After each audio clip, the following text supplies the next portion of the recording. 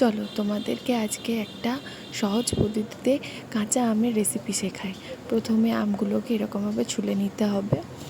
তারপরে এইরকম একটা চপার নিয়ে নিতে পারো বা বটিতে কাটতে পারো। আর কাঁচা আমগুলো যদি মানে ওই কুশি না বসে তাহলেই ভালো হয়। এই রকম থাকলে খুব ভালো হয়। দেখো আমি তোমাদেরকে দেখিয়ে দিচ্ছি কীরকম থাকবে। এই রকম থাকলে খুবই ভালো হয়।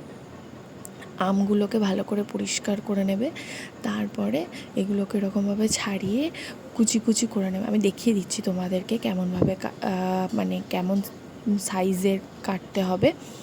দেখে নাও তোমরা, এই রকমভাবে তোমরা কাটবে। হ্যাঁ, এবার একটা বড় স্লাইস করবে, তারপরে ওগুলোকে ছোট ছোট করে কেটে নেবে। আমি মোটামুটি অনেকগুলো আম নিয়ে করেছিলাম। আমাদের গাছে আম পাড়া হয়েছিল, তো তাই ওই আমের বানিয়েছিলাম। দেখো, এবার আমি একটা পাত্রে এরকম হাঁড়িতে, আমি ছোটো হাঁড়িতে বসিয়ে দিয়েছি গরম সিদ্ধ হওয়ার জন্য। সিদ্ধ করতে বসিয়ে দিয়েছি।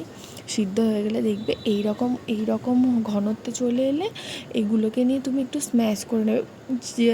যা আমার কাছে এটা ছিল তাই এটা দিয়ে স্ম্যাশ করেছি। তুমি স্ম্যাশ করার যে ডাল স্ম্যাশ করার যে এটা থাকে না, ওটাকে কি বলে ভুলে গেছি, ওটা দিয়েও তুমি করতে পারো। তারপরে এই রকমভাবে আমার কাছে এই পাত্রটা ছিল, তাই এই রকমভাবে এটা ছেঁকে নিচ্ছি। তোমরা মশারি বা ওই মলমল কাপড় যেগুলো হয় না, ওগুলো দিয়েও ছেঁকে নিতে পারো। তো এইরকমভাবে কড়াতে সাদা তেল দিয়ে আমি ওগুলো নিয়ে নিয়েছি। আর এই রকম ঘনত্ব চলে এসছে, দেখো। এই রকম ঘনত্ব হয়ে যাওয়ার পরে তুমি চিনিটা দিয়ে দেবে। আর এরপরে তুমি চিলি ফ্লেক্স দিতে পারো। আমাদের কাছে, আমি ঘরোয়া পদ্ধতিতে করছি, তো আমার বাড়িতে চিলি ফ্লেক্স ছিল না, তাই আমি এইরকমভাবে শুকনো লঙ্কাটাকে ভালো করে তেলে পুড়িয়ে আর এই রকমভাবে হাত দিয়ে মেখে চিলি ফ্লেক্সের আকারে বানিয়ে নিয়েছি। তারপরে এইটাকে ভালো করে একটু কম ঘনত্ব হয়ে গেলে এইরকম একটা পাত্র নেবে। পাত্রে তেল দেবে, সাদা তেল বুলিয়ে নেবে। হাত দিয়েই বুলিয়ে নিতে পারো, আমি হাত দিয়ে বুলিয়ে নিয়েছি। তারপরে এই দেখো কেমন কনসিস্টেন্সিটা হয়েছে, ওটা তুমি এবার ঢেলে নেবে। মা ঢেলে দিচ্ছে, দেখো। হ্যাঁ, এই রকমভাবে ঢেলে নেবে। নেওয়ার পরে তুমি থালাটা জাস্ট এরকমভাবে ঘুরিয়ে নেবে। দেখবে পুরো চারিদিকে স্প্রেড হয়ে যায়। তেলটাকে ভালো করে মাখাতে হবে আসলে।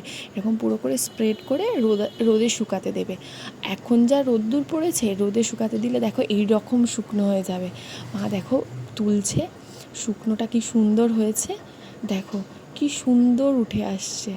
যেমন সুন্দর খেতে আর তেমন সুন্দর দেখতে হয়েছে। দেখো কি সুন্দরভাবে রোলের আকারে উঠে এসছে না, খুব সুন্দর হয়েছে। দেখো মা কি সুন্দরভাবে তুলছে। তোমরাও একবার করে দেখো, ভালো লাগবে। আর আমিও এই রেসিপিটা ইউটিউব থেকেই পেয়েছি, আর তোমরাও এইরকমভাবে দেখে করতে পারো। Thank you.